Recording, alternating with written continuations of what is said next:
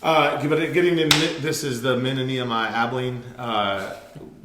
We decided to do something a little different. Come at you at 7 o'clock with 7 of us, and it's kind of funny because Ronan showed up right at 7, and that's his favorite number. So we're going to do something a little bit different tonight, given the current climate and what's going on.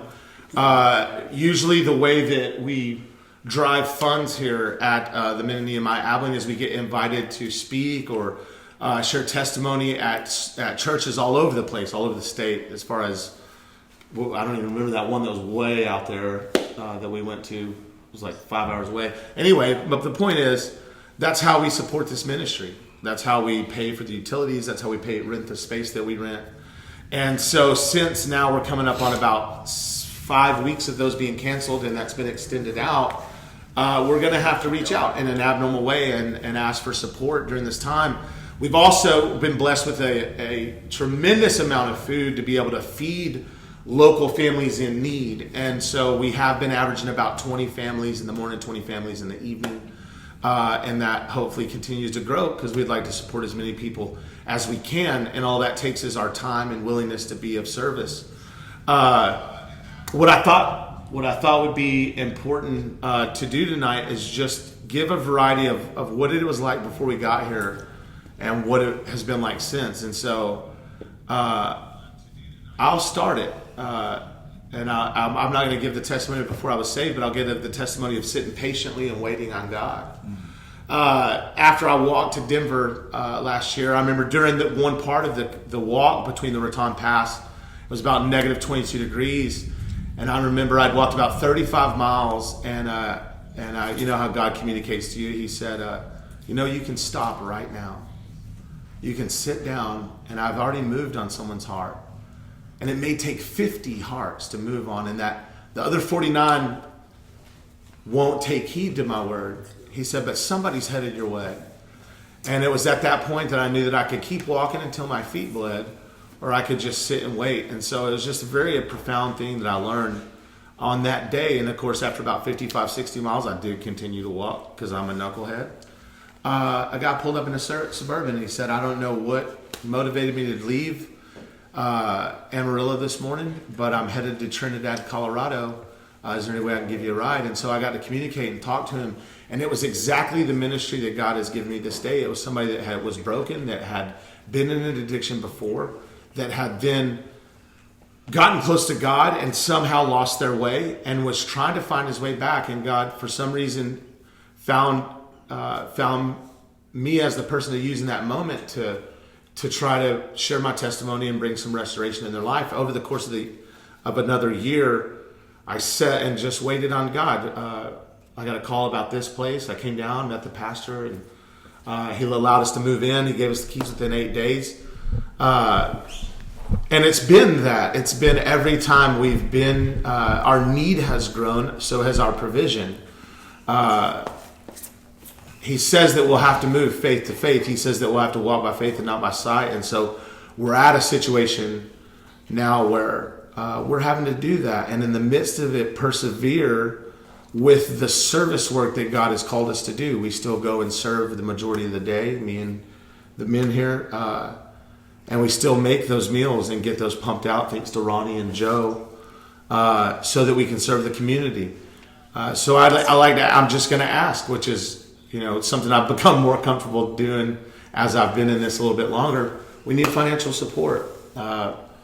We need to catch up on what our deficit is, and then we need to be able to move into these next few months, especially as they start to restrict our ability to go and do certain projects that does generate money for the ministry. We will be solely supported by generous donations from people that see and believe in what we're doing here. I'm gonna go ahead and I'm gonna jump this way. I'm gonna go with Matt, and then we'll just kind of rotate down the row.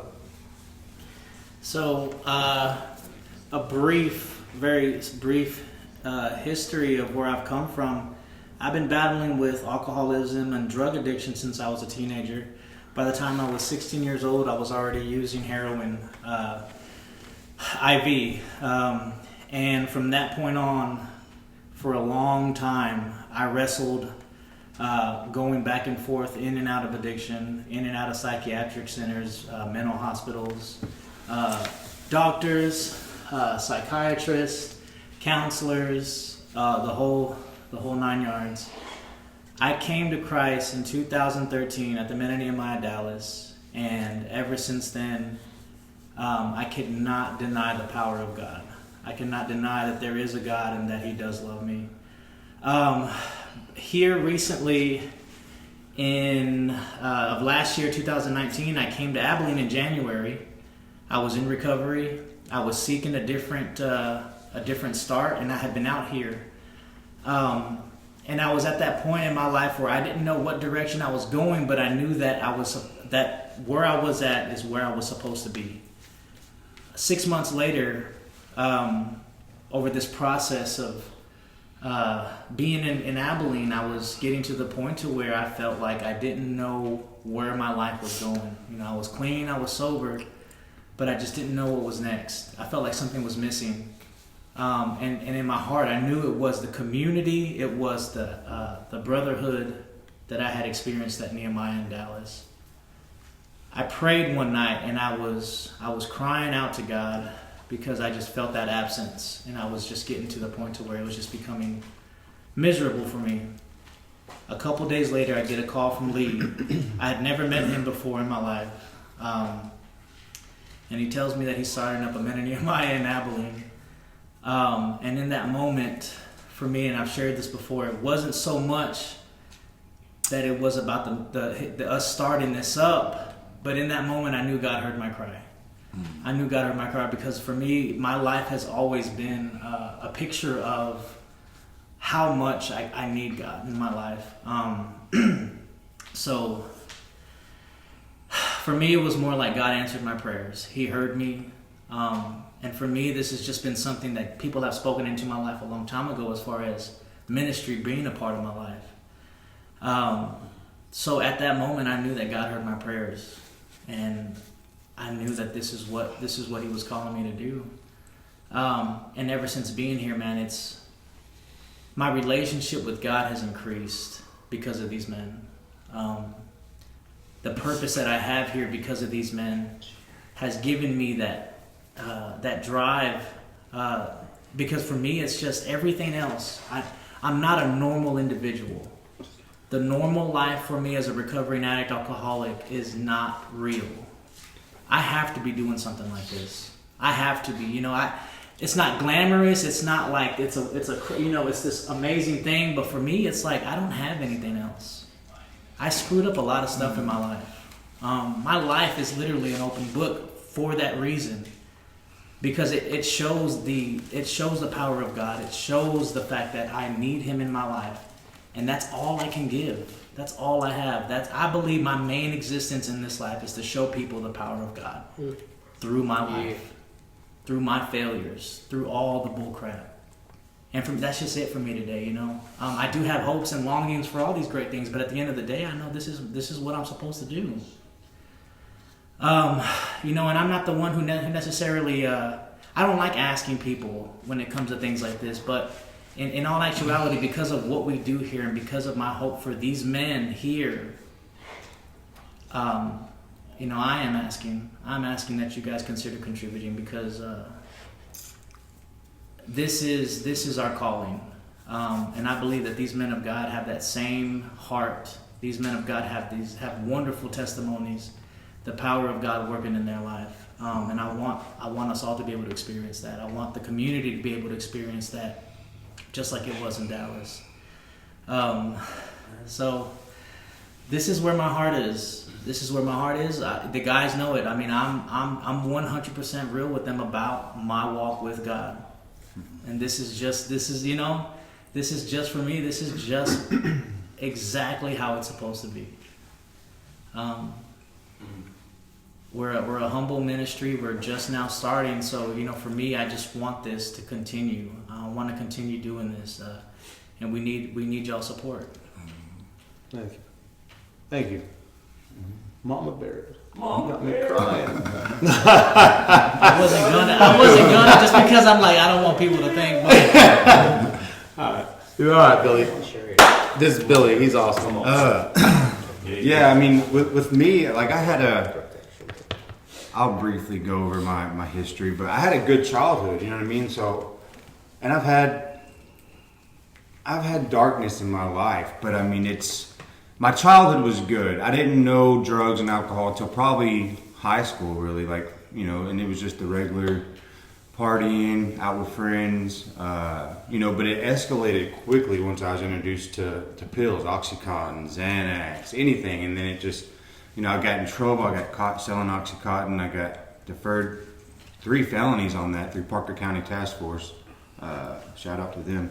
And you know, that was an eye opener for me. That was 6 months in county jail. You know what I mean? It was like forbidden for something like that in my family to happen. But my family's always stuck with me. So that was kind of the beginning of my downward spiral as far as addiction goes. Because, I mean, my eyes weren't open to it until well after that. But I got 5 years deferred probation, somehow completed that by the grace of God, I think. But I wasn't aware of that then. You know, completed that. And then I just, even after that, just continuously kept going downward. And just, I've been to rehabs 4 or 5 times. You know, lost several jobs. I've had balance in my life. Well, I call it balance, but it wasn't balance. It was just destruction. But I would have a job, lose a job, have a job, lose a job, lie, and everything was just surrounded by drugs and alcohol. That's the only thing that mattered to me was that. That was my God. That was what I surrounded my whole life with, was that, and everything else didn't matter. Even my own family, I wouldn't even want to be around my family unless I had some kind of substance in me, because I would tell myself, or the enemy would tell me, that I couldn't tolerate being around family or friends, where it got so bad all I would do was isolate and then lie about what I was doing, not to even go to family events. It got to a point to where I was so bad. I was up to at least a bottle of vodka a day, and it was McCormick's. It was the cheapest stuff I could get, just because I didn't do it for taste. I did it for the feeling, just to not feel anything. I didn't want to feel anything. I mean, I was dead inside. For a person like me, I had to become dead in order to turn my life to Christ. I was completely dead inside. I didn't want to live anymore. That's what, and this is after, like I said, going to 3 or 4, I don't even remember that, a lot of rehabs and working 12-step programs and having a little bit of clean time, and then ultimately always coming to my own will again, because I didn't really know God. I would say, yeah, I know God. He is my higher power in these meetings and stuff, but it wasn't really, I wasn't living it. I was just saying it, and it sounded good. It felt good because I made it sound good. That's my own mind getting in there like it'll do. But I had to come to a point in my life where the other times where I'd gone to rehabs, I never really honestly felt like I wanted to die. It reached a point to where I didn't want to live anymore, and I still remember to this day, inside I was basically crawling in these doors. I remember one of the first things Lee said to me was, I was like, hey, we got all my bags. And he's like, well, are you staying? I'm like, yeah, like, I'm staying. Like, this, I don't even care what the place looks like. Like, I was dead inside. So I needed anything I could. And my family, my friends, a whole church back in Weatherford was praying for me. I knew this, but I didn't grasp the intensity of it. I didn't grasp how important that was until I came to know Jesus Christ now. So that's enough about that. What I have found is a true power greater than myself that I can call Jesus Christ, God. And the way I found that, it baffles me still to this day sometimes. It's a relationship. All God wants is a relationship. Intimacy. I've never sought that in my entire life. And now, throughout the day, that's all I do, is just beg God to let me get closer to Him. Reveal yourself to me more and more. I seek your face, God, every day.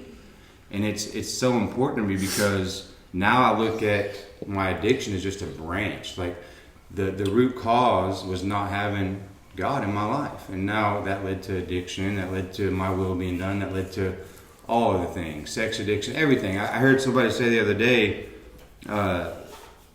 somebody was asking about what their drug of choice was, and the person answered more. that hit right here. My drug of choice is more of anything. It doesn't matter what it is. It doesn't matter. I've come to the realization it doesn't matter what it is. I just want more of whatever it is. That's how I cope with things.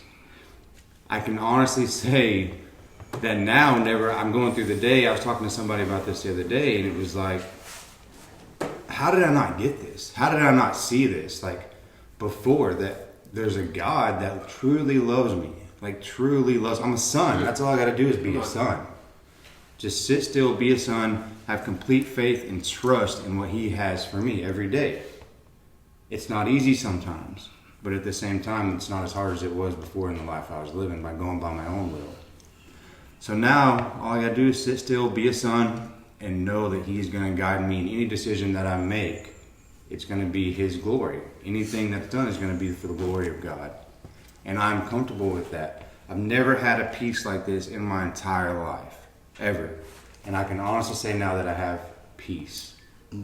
There's a true peace that I've never had. I can't express that enough for any addict or alcoholic out there. I cannot express that enough, man. It's a true peace, and I don't even know how to explain it. I can be comfortable saying I don't even know sometimes now, because before I would try to know everything. I would try to do everything. I would exhaust myself to try to do everything, and now I don't have to do that. I don't have to live like that anymore. I got a family here, man, and we're all set here. We're here for a common purpose, and we're all here to do the same thing, and that's serve God. It's that simple. If you got money, send it. All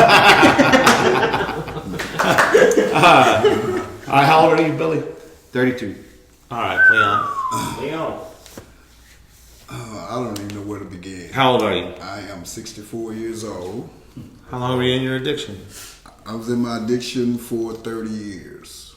In 1995, I was working at the UT Southwestern Medical School for 28 years.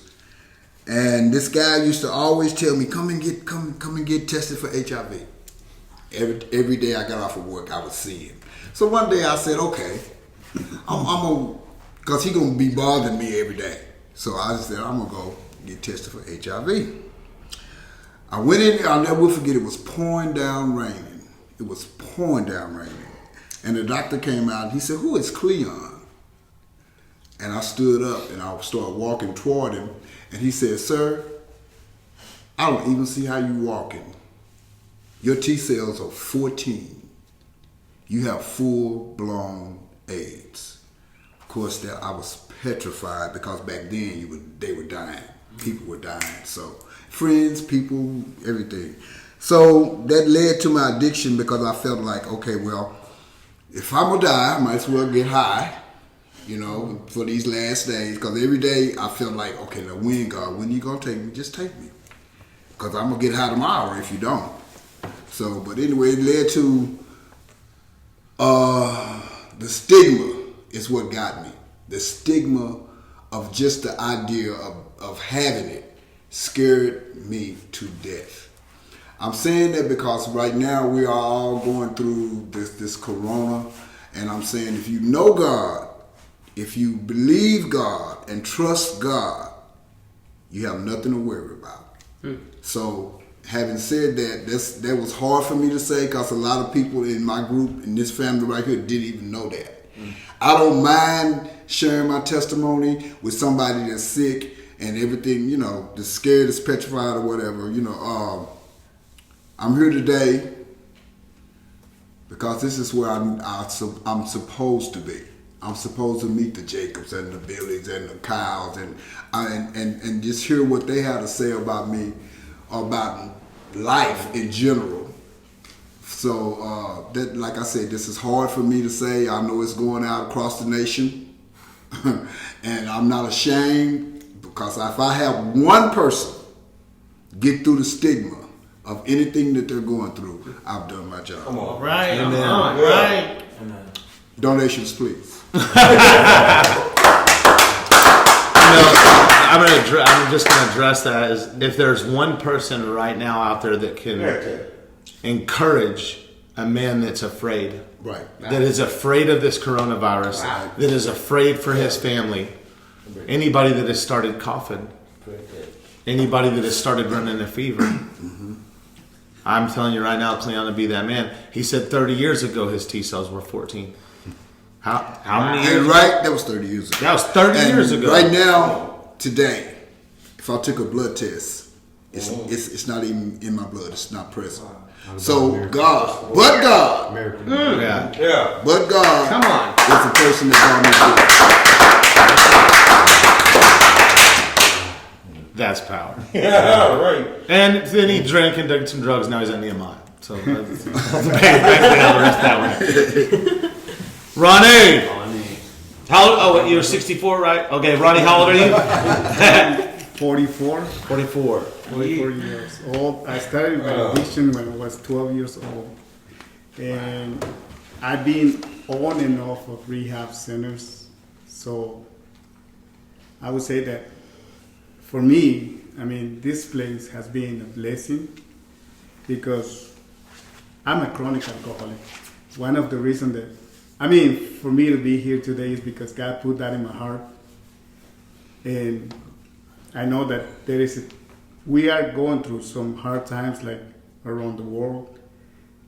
But today what I feel is that if I could show you all a picture of myself when I was in Houston, sleeping on the street, almost like every day, had to get up early in the morning just to be at any corner store and ask people for some money, beg people because I wanted to get wasted and get drunk. One of my drug of choice is alcohol, but I've done it most of all. So I got to know Christ in 2001. I walked with Christ. I had some fun time with him. But I know that as an addict, I took off my eyes from Jesus. And I had my biggest relapse. And it took me 13 years from there to be here right now. And I'm just grateful that God has rescued me again. And like I said, maybe there are people right now that knew me and saw me on the streets of Houston. I used to sleep at a park, Chimney Rock Park. It's on the southwest side of Houston. Like I said, I mean, going to like hiding from the cops so we could go through the park and sleep there. And I know there's still guys there going through the same situation. So I came to this place because I knew Moy when he was like younger than he is today. And not believing that Christ was going to restore my life. I came here because I just wanted to stop drinking. I was tired of being tired and hustling on the streets. I saw that my life was going down the hill.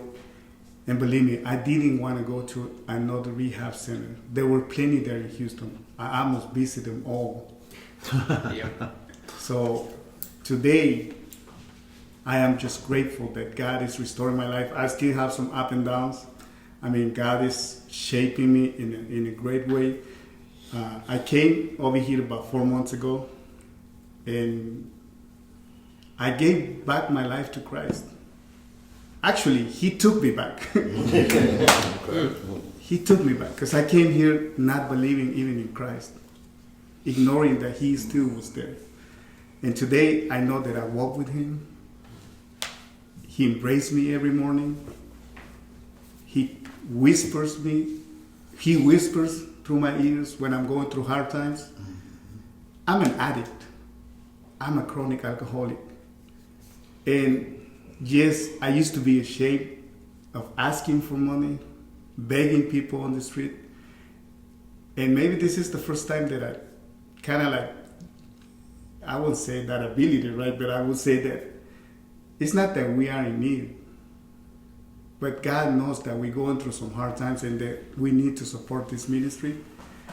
And today, I know that there are people out there that because of, not because of our testimony, it is because the power and the glory of God is working through our lives. Amen. That's just the way I see it today. And I believe that there's going to be some people that and we are living by faith. I know I am, and because God just gave me a great surprise yesterday. I'm not expecting anything, not for me. I still have to do a lot of work in my life. I still have to let God show me some other things that I need to work on. But I don't want to take so much time. And I just thank God that I'm here today. Like I said, I mean, if you feel in your heart and you want to donate to this ministry, and I think Mo is the one who's going to explain how y'all do that. I'm just grateful to be here. And I just thank you, Jesus, for walking with me today.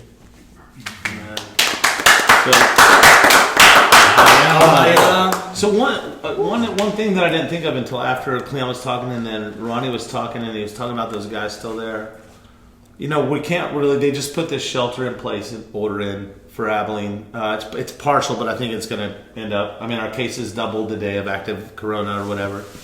So I want to make sure to give our phone line out, or our phone number, and anybody that does need. Mike Jones answers the phone for us so that we can take any meal orders for families in need. But I'd like anybody that's heard a testimony that would like one of these guys specifically that have been in your situation to be able to pray for you.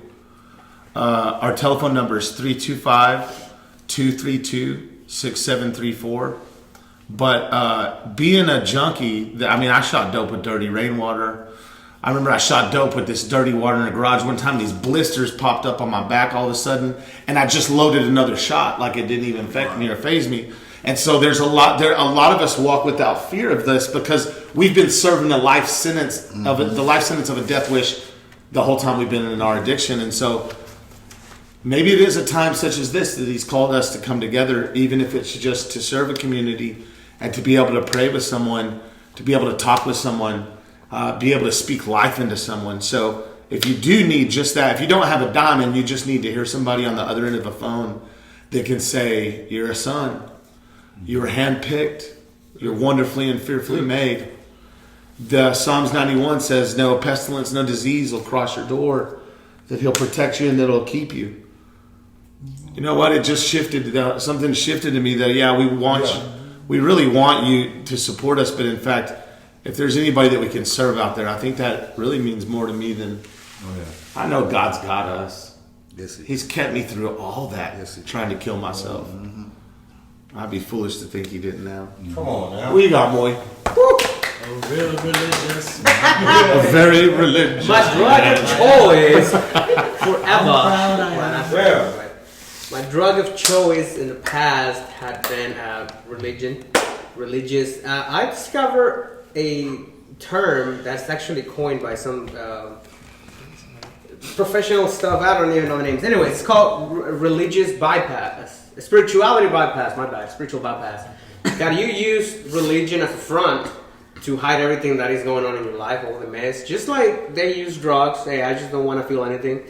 Hey, I just don't want to not live another day. Or I'm so afraid that I'm just going to forget about it.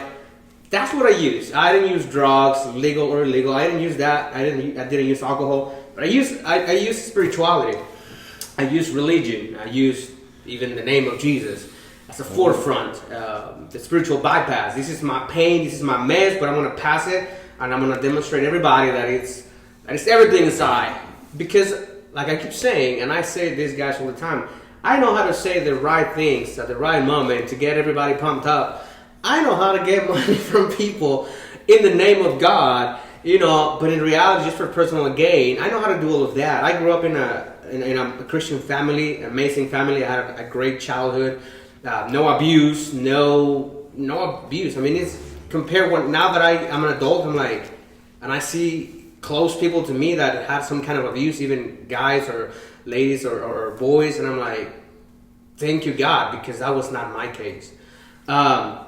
And I guess it became like a little Pharisee. Like it says, hey, I am not like them. Thank you. So all of that, instead of looking at Jesus, I was looking at myself. Wow, thank you, God, because I'm not like them. Thank you, God, because I didn't suffer like them. And all I'm saying, man, I was full of pride. I was full of hypocrisy. I was a full-grown addict, a full-grown Pharisee, always condemning the poor, always condemning the poor in the spirit. In other words, I was saying, preaching all the good stuff about Jesus, but with my heart I was actually against it, condemning all the people, like addicts and people with tattoos, or people that drink, or people that smoke, and all the imperfect people that Jesus come to rescue. And by the way, he came for everyone, by the way, good or bad people. It's not a matter of good or bad, it's a matter of bringing dead people alive. I was so alive physically. I had no drugs in my system, I had nothing, no abuse in my mind. I was so good. But I was rotten, past tense, I was rotten to the core because of religion. I used that as my drug of choice. And when I understood, it just build up. And I was just reading today, man, that is just beautiful. That's exactly what God wants with every man and woman on earth. He wants you to snap. He wants you to break until you finally give up. And you know what? I can't do this on my own, man. I need a greater exit. I need something else. What is it? And well, yeah, like Billy said, it's all about more. I want more. That's the way with me. I want more, and I want more, and I want more, and I want to know more. And I can identify myself in my past life with Job. I knew about God. I've heard about you. I've read about you in the book. I know all the good things and the bad things and whatnot. But it has never been revealed. I mean, now it has, but at that point in life. And it wasn't until an encounter with Jesus, a real encounter with Jesus, man. I gave up, like they know, I gave up a ministry. I lost a marriage. I almost destroyed, my life in the sense that I was just giving up. I gave up in life. I was like, you know what? Screw all this crap. And it was funny because when I did that, it's when just Jesus showed up in a way that I've never seen him before. And I'm like, are you kidding me right now? Where you been? And that's the wrong question, obviously. He's been there all along. Where have I been? That's the question, It's just... You're gonna make me lose. Anyway, so Jesus showed up, and I was about... This is my thing, like my last culmination, like to end this whole story. I was ready to give up on God. Because I had already given up in life and given up on my marriage, given up on my family, given up on my job, my ministry. I was ready to give up on God. And somebody invited me to a gospel circle, to a Bible study, whatever. And I went just because, like Mr. Cleon right here, they keep bothering me and bugging me and come on over and you should come and this is good, blah, blah, blah. And I'm like, all you're telling me, I already know it. But you know what? I'm going to go. Just whatever. I went. It's changed my life forever. August 29, 2019. I keep saying it, we'll never forget it. August 29, 2019. I was ready to give up on God, and then I realized that God had never given up on me in the past, and he was not ready to give up on me right now, and that he will never give up on me ever. And I was like, what? So if you don't give up on me, God, there's no reason for me to give up. Because if you are in me, you are with me, you are through me, right. I don't have to. And I'm just going to let you... It's a thing that you can't explain. I can't guide you with steps. It's just God and you. So my addiction led me to some... It's kind of relevant to mention, including a lot of sexual perversion, pornography, and prostitution, all of that crap. But that's the last concern of mine at this point. But I am actually proud of myself in the good sense. I am, because I can say it now publicly. In the past, I will never, because I have to keep up this image. Spiritual bypass. I'm perfect. You're not. Be like me. So now, I'm like, bro, I'm just as broken as everybody in this room. And I love it. Because God is close into the broken-hearted camp. I'm about to preach. I'm like, calm down. So, all I gotta say for you people, I believe in these. Because I believe, and I know that God also believes in these. This is not just a man lead that is, I want to open a rehab. God is putting everything together. Mm-hmm. God has been moving all the pieces together. You can't even imagine how some things work. Mm-hmm. And so sometimes I ask myself my own mind, because I still get it all in my head, what am I doing here? In the sense of like, bro, I could be somewhere else, or I could be doing something better, or I could be doing my own thing. But at the end of the day, I'm like, remember why I started all of these. God reminds me. And it's because, just like me, there's a lot of people out there that need to hear the real love of God. That God is never going to give up on you, no matter how messed up, how high, how wasted you are, and how much you love it. That's alright. If you love that life, it's alright. God says there's a better life. So if you're just wanting more and more, try this other more. Try Jesus. Give it a chance. He'll make a believer out of you. Even if you don't believe, He'll make a believer out of you. So, and with that I close. We really would appreciate any kind of donations in this case, because, like I said, all of these guys, I believe in this dream. I believe in this vision. I want to say vision. And this is just the beginning. And we already made a few changes and changed some people's life. Not us, but God through us. Yeah. And I'm thankful for that. Just being available. Yeah. So I want to say something on Moy. Moy is the son of the pastor that has the church that we're connected to. And whenever we got here, whenever we moved in up here, he was getting ready to go to Dallas. Yeah. To a place called Camp something. Camp. Calvary. Calvary. Church. Calgary. Anyway, he started spending some time up here, like 3 or 4 days at least, like all day, just helping us get some stuff situated, getting us ready. We just started talking a lot. And that one, I remember sitting across from him. I remember him opening his hands and looking up and saying, "Okay," because he saw how God had moved some things into his life to meet his need, not necessarily his wants. And what I saw in him is a need to be a part of his family with his mom and dad, not knowing how, and then also be able to boldly proclaim this new life that is transformed by grace and Jesus Christ. And so it's afforded him this opportunity to be both of those. And it was, we came down like just a few days before you were getting ready to leave. Yes. And so it's their transformation is literally happening on both sides of it. I mean, I can't tell you the amount that I've grown in this, and Matt as well, and Ronan and Moy on the staff side of it. And then the guys, it's just been such an amazing thing to watch. I'm gonna give the mic over to Big Joe. Big Joe. And let him kind of wrap us up. Sir, my name is Joseph Lane, a.k.a. Giuseppe. Hey! Giuseppe! Valentino sauce! That was so exciting.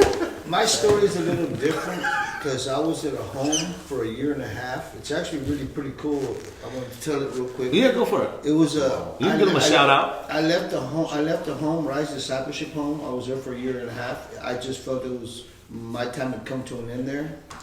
And I wasn't running from God, but I was running, if you will. And I went to a business to use the phone, and something compelled me to tell the lady my story, why I was there. I'm in a business on a main street here in Abilene with luggage, and she's looking like, what's going on? I'm like, let me explain. And I told her where I was from. She goes, you know what? There was a guy here just 5 minutes ago, man, that he runs a home just like what you came from. It's a discipleship home. It's to help men with addictions and stuff like that.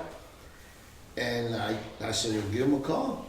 She called him, and Lee comes by and starts talking to me, and it's like, yeah, it sounds good and everything, but bro, I've just been in a home it was a 6-month program. I was there for a year and a half, you know, and I'm good now, or at least I thought I was. And he left, and maybe 30, 45 minutes later, I called him, said, go ahead, come pick me up, and here I am. I'll tell you a little bit about myself. I'm from Corpus Christi. I'm 55 years old. I've been drinking alcohol since 1978. Went on to marijuana, cocaine, acid, then cocaine, and then eventually rock cocaine. I was what you would call a trust fund child. My sister and I, we came from, I wouldn't say a wealthy family, but I would say a blessed family. My grandmother was a Mercedes Amalia Lane from Laredo, Mexico. She was a healer. That's how she accumulated her wealth and gave it off to my father, and my father gave it off to my sister and myself.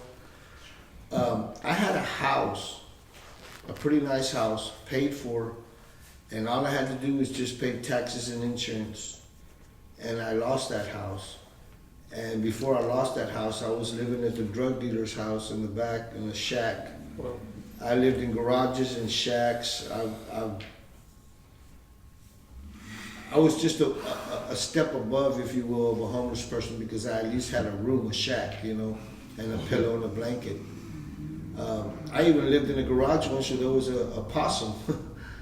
Yeah.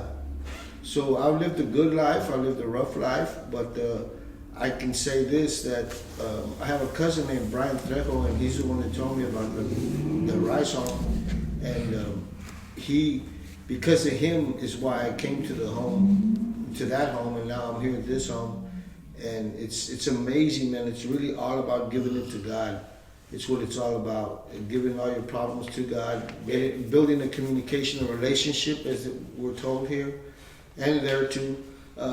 It's not just talking to God; it's listening to Him, giving Him your time. You know, we take for granted how much time we have on this earth, and it's really not that much, because we really don't know when you're going to die. But you want to have your stuff straight in order with Him before you meet Him. There's people that need someone to talk to, and if you need someone to talk to, I'm here. Like I said, my name is Joseph. I want to hear what's on your mind, and more importantly, I want to hear what's in your heart. So we are in need of funds right now. So if you find it in your heart, which I know you will, there's a lot of good people out there. Give us a call. Thank you, and God bless you. So I'm probably going to close this out real quick. We're running in. We do a meeting here every Monday night. What I would say is this. It's like what he said. I'm anxious to hear if anybody calls us. Yeah. You have some of the most powerful men of God I've ever met in my life, because they come from such a broken state that they've allowed an intimacy to take place and to form in their life. Not saying we're anything above anyone else, but I promise you, he's in this place. Yeah. And if you just need somebody to talk to, just somebody to lay some stuff on. Everything's anonymous. We do the 12 steps here. We do AA and NA. We also do counseling. We have a counselor. I'm going to shout out Cheryl Broom. Woo. She drives 4 hours round trip on Wednesdays and on Saturdays to do a group, and then on Saturdays to do the one-on-one.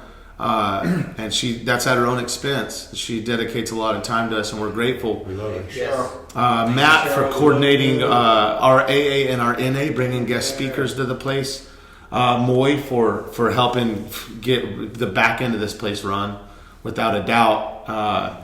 Ronan for always doing such a phenomenal job, taking guys out to our outreach opportunities to serve in the community. We kind of encompassed everything that we were taught in Dallas.